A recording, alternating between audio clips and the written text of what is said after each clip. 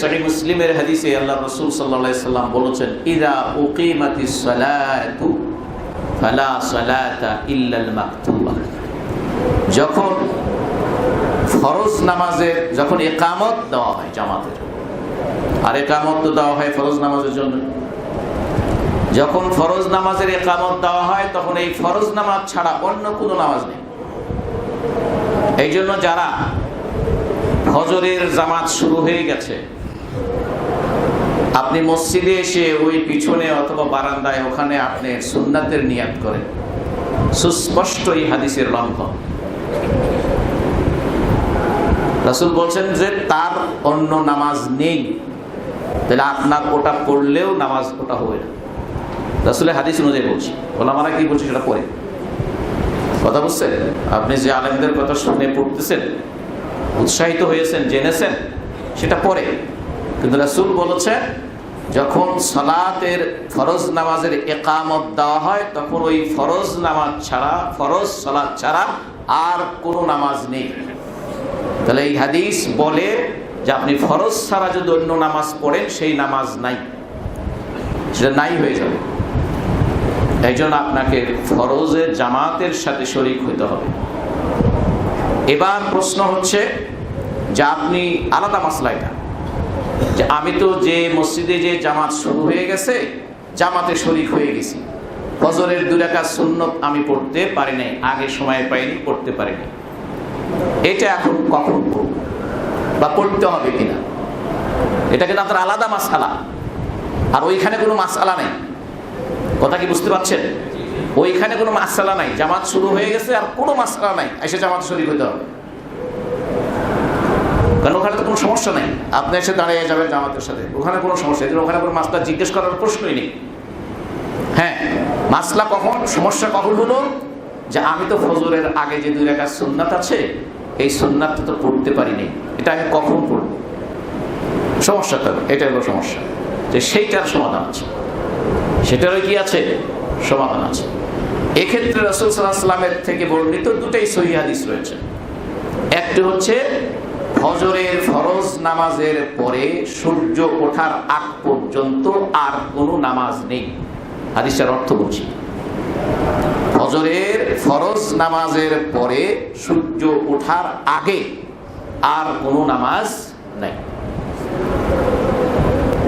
এই জন্য একটু বাড়তি বলছি আপনাদেরকে, এই জন্য এই যারা এক মাসআলাটা একমুখী শিখিয়েছেন আমাদের লোকদেরকে, মুসলমানদেরকে, সেই জন্য তারা বুদ্ধি শিখিয়ে দেয় যে ফরজ জামাত শুরু হয়ে গেছে, চলতেছে, ইমাম সাহেব তো লম্বাইকে রাত করে ফজরে, বিশেষ করে প্রথম রাকাতটায়, তো তুমি তাড়াতাড়ি এসে 2 রাকাত ফজরের সুন্নতটা পড়ে নেও, না তো তোমার বেলা ওঠার পরে পড়তে হবে।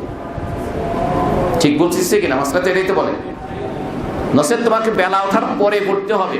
এই যে হাদিস আমল করছে যে ফরজ নামাজ হওয়ার পরে বেলা ওঠার আগে আর কোনো, বেলা পর্যন্ত ভাই সূর্য, তো সূর্য ওঠার আগে আর কোনো নামাজ নেই। এই জন্য ওনারা এই হাদিস মানতে গিয়ে তাহলে তোমাকে সূর্য ওঠার পরে পড়তে হবে, বিধায় তুমি আচ্ছা সূর্য ওঠার পরে পড়া এই জিনিসটা কি রাসূলের হাদিসকে লঙ্ঘন করে এই বুদ্ধি শিখিয়ে দেওয়া, এটা কি ঠিক হবে?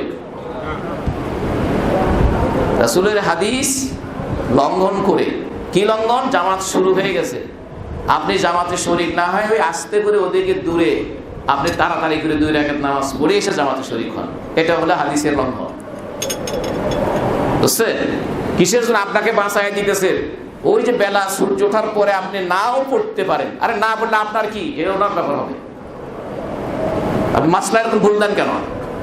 হাদিসের সাথে সাংঘর্ষিক মাসলা আপনি দেন কেন?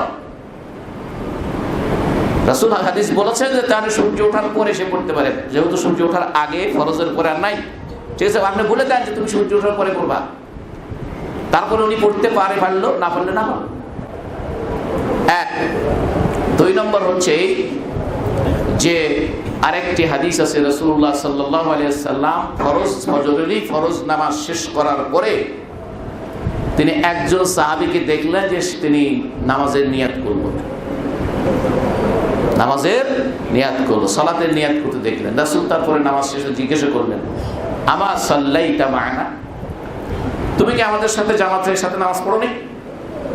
তখন লোকটি জবাব দিল, ইয়া রাসূলুল্লাহ, আপনার সাথে জামাতে আমি আদায় করেছি, কিন্তু ফজরের 2 রাকাত আগের সুন্নাতটা আমি পড়তে পারি নাই, সেটা পড়েছি। রাসূল তখন তাকে আর কিছুই বলেন নাই। তাহলে দুটো হাদিস আমাদের সামনে। একটি হচ্ছে ফরজের পরে সূর্য ওঠার আগে আর কোনো নামাজ নাই, আর একটা হচ্ছে আর একজন সাহাবী পড়েছেন ফরজের পরে, রাসূল দেখেছেন, জিজ্ঞাসা করেছেন, তারপরে বলেছেন যে আমি ফজরের 2 রাকাত সুন্নাত পড়লাম। রাসূল তখন তাকে কিছুই বলেন নাই। রাসূলের চুপ থাকাটা, সম্মতিটা কি? এটাও হাদিস, তাকরীর বলা হয় এটাকে। রাসূলের কথা, কাজ এবং অনুমোদন, তাকরীর, যেটা সম্মতি।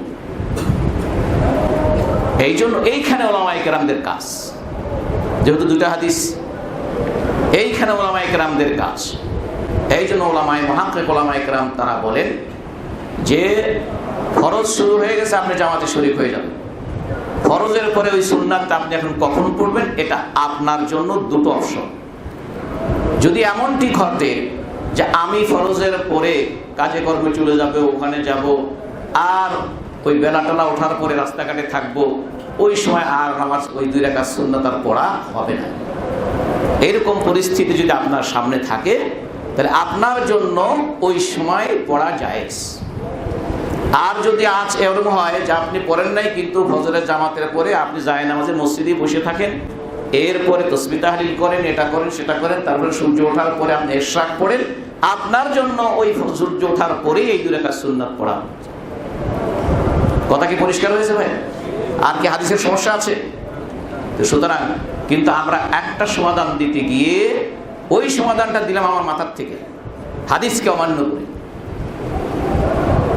হাদিসকে লঙ্ঘন করে মাথার থেকে দিলাম কি, আপনি ওইখানে আসতে করে দ্রুত 2 রাকাত পড়ে নিয়ে তারপর জামাতে শরীক হয়ে গেলে জামাতের সওয়াব পাবেন। বিষয়টা জামাতের সওয়াব পাওয়ার সাথে সম্পর্ক নয়। সম্পর্কটা হচ্ছে রাসূল বলছেন ফরজের জামাত শুরু হলে ওই ফরজ ছাড়া আর কোনো নামাজ নাই। বিষয়টা এখানে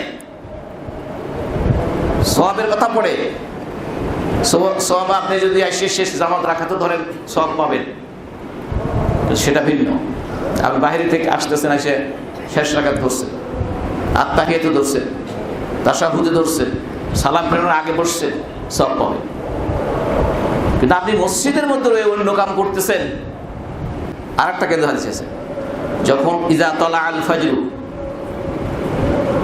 ফজরের সালাত আদায় হলে, ফজরের সালাতে রক্ত হলে, তখন ফরজের আগের যে 2 রাকাত সুন্নাত আছে, এই সুন্নাত ছাড়া অন্য কোনো নফল নামাজ নেই। এই সুন্নাত ছাড়া অন্য কোনো নফল নামাজ নাই। তবে এই জন্য কেউ মোর ভাই প্রশ্ন করেন যে আমি সুন্নাত, ফজরের সুন্নাতটা বাড়িতে পড়ি, মসজিদে এসে দেখি যে এখনো জামাত শুরু হতে 5-6 মিনিট বাকি আছে, এখন আমি কি এখানে তাহিয়াতুল মসজিদ পড়তে পারবো? আপনাদের উসুলের জিজ্ঞাসা করে আমাকে, আপনি পড়তে পারবেন, কারণ রাসূল বলছেন আপনি যখনই মসজিদে ঢুকবেন তখনই আপনি পড়বেন। তাহলে অন্য যে হাদিসগুলো আছে, এই হাদিসটা আমভাবে যখনই ঢুকবেন, এই যখনই ঢোকার সাথে এটা সম্পর্ক হওয়ার কারণে আপনি আমভাবে অন্য নফল নামাজ পড়তে পারবেন না, কিন্তু তাহিয়াতুল মসজিদ আপনি পড়তে পারবেন। সুতরাং সেই সাহাবী বলছে যে তুমি যে এই নামাজ পড়ো, এটা তো অর্থাৎ ফজরের তুলু হওয়ার পরে, ফজর হওয়ার পরে ফজরের 2 রাকাত সুন্নাতের সাথে আরো নফল নামাজ পড়ে ফরজের আগ পর্যন্ত। তখন সেই সাহাবী বললেন যে তুমি যে এই কাজটি করো, এই জন্য তো আল্লাহ তোমাকে আযাব দিবেন, জাহান্নামে ফেলতে পারেন। লোকটি বললেন যে হে আল্লাহর নবীর সাহাবী, এই নামাজ পড়ার কারণে আল্লাহ আমাকে জান্নাতে দিবে কি জাহান্নামে দিবে? জাহান্নাম থেকে বাঁচার জন্য সালাত পড়ি, নামাজ পড়ি আমরা, তাহলে এই নামাজ পড়ার কারণে আমাকে জাহান্নামে দেবে? তখন বললেন না, নামাজের কারণে তোমাকে জাহান্নামে দেবে না, বরং তোমাকে জাহান্নামে দেবে রাসূলের সুন্নাতের বিরোধিতা করার কারণে। তো সুতরাং এই জন্য এই বিষয়গুলো আমাদের ইবাদতটা করতে হবে বাসিরাতের সাথে, জেনে বুঝি। ইবাদত হতে হবে কিসে? জেনে বুঝি, দেখা দেখি নয়, এবং সমাজে কি কাস্টম আছে সেই অনুযায়ী নয়, প্রথা অনুযায়ী নয়। ইবাদত বন্দেগী ইত্যাদি আর মুসলিমদের প্রথা, মুসলিমদের কাস্টম, মুসলিমদের সামাজিক রীতিনীতি সবই ইসলাম কেন্দ্রিক হবে, বুঝছেন? ইসলাম কেন্দ্রিক হবে।